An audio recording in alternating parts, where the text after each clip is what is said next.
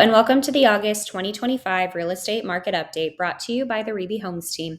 The last few years, the real estate market has been pretty sluggish in terms of volume, and that's because of prices and interest rates. With both rates and prices remaining high, many buyers are still pushed out of the housing market, and those who can buy are being very cautious and taking their time. On a national level, there's been a shift in the dynamic between buyers and sellers, with half of the country seeing more buyers than sellers now, while the other half remains the opposite, although that gap is closing in a bit as new inventory has calmed down. 13 out of the top 50 metro areas now exceed pre pandemic inventory levels by 25% or more, all in the South or West regions.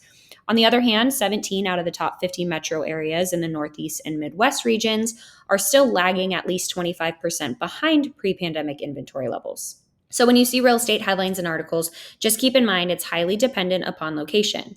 Same goes for appreciation rates. This graph shows the 50 largest metro areas across the country and their appreciation rate from June of last year to June of this year. It's split pretty much down the middle, with some areas seeing as much as 4 to 5% appreciation and others seeing a decline of 4 to 6%.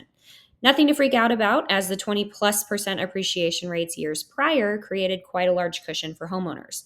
The most affected are going to be those who bought in the last 3 years, which makes up a small percentage of all homeowners. Meaning, even if a chunk of those who bought in the last 3 years get into trouble and need to sell, it wouldn't create a large enough impact on the housing market to generate a crash or anything close to a crash. And even then, those homeowners have more options to stay in their home than ever before. They just need to talk with their trusted lender to see what they are. And the last national topic, and arguably the most important topic, is mortgage rates. There's definitely something brewing there that we're long overdue for. Mortgage rates have already improved slightly and have been seeing a lot less volatility as a response to the news that we might get a rate cut soon. The Fed has announced a high possibility of a September rate cut, although it's important to understand that a rate cut doesn't automatically mean a mortgage rate decline. Generally, mortgage rates do decrease following a rate cut. However, they also consider other economic factors such as inflation, economic growth, and housing demand. Nonetheless, there has been a little bit of improvement. The July job market did take a little hit and inflation is stabilizing, both of which improve the chances for a September rate cut. And adding to the immense pressure on Fed Chair Jerome Powell to cut rates is the president. President Trump has made it clear that he expects to see interest rate cuts in the near future and is not afraid to invoke consequences if no changes are made. So we'll see what happens over the next 4 weeks, but there seems to be some strong indicators. As for our local market here in the Phoenix metro area, new listings have slowed, with active listings about 20% below where they were in April of this year, but up about 25% from this week last year. Seasonally, we tend to see new listings pick up in September and October, with the exception of 2021 and 2020, of course. So we'll see what happens in the next few weeks, but for now, the increase in active listings has slowed quite a bit, which is keeping the supply and demand dynamic pretty stable. We're still seeing seller reduce prices. Roughly 2,500 listings a week are making price cuts, which is down from March and April when that number was closer to 3,600 a week. So they are still happening, but not as often or as many, which is a trend to pay attention to. Another trend to start paying closer attention to is seller paid closing costs. When the market starts correcting, we'll see concessions start to dwindle before we see prices increase. Same goes for the reverse. As a stronger buyer's market, we would see concessions increase before we see prices decrease.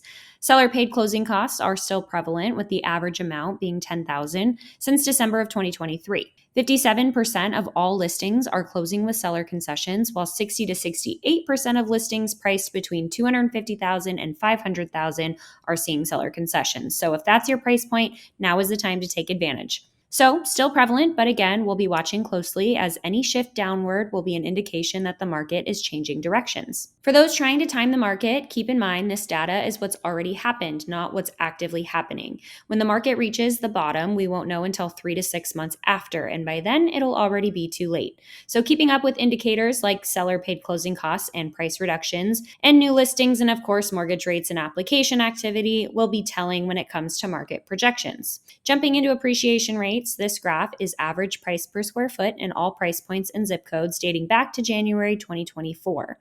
It looks like a steep drop from the beginning of the year, but if we zoom out to 2018, it gives us a more accurate depiction of where a majority of homeowners are sitting.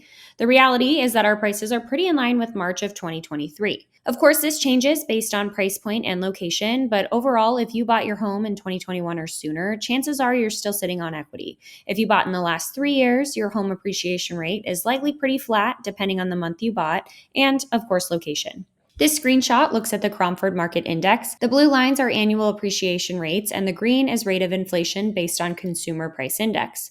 To the far right is where we are now, just slightly below the rate of inflation, so still in a very mild buyer's market, but nowhere near where home values were in 2006 to 2011. And we can already see a recovery happening as we inch closer to that rate of inflation.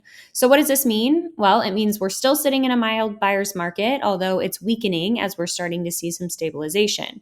Long story short, if you're waiting for the bottom of the market, there's some strong indicators that we're either there or approaching it.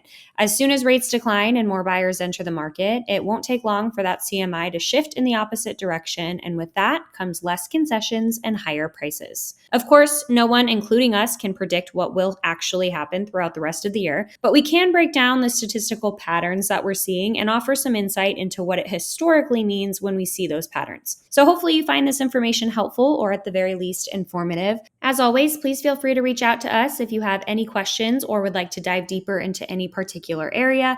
As your local real estate experts, we're more than happy to help. Thanks so much for watching, and we'll see you next month.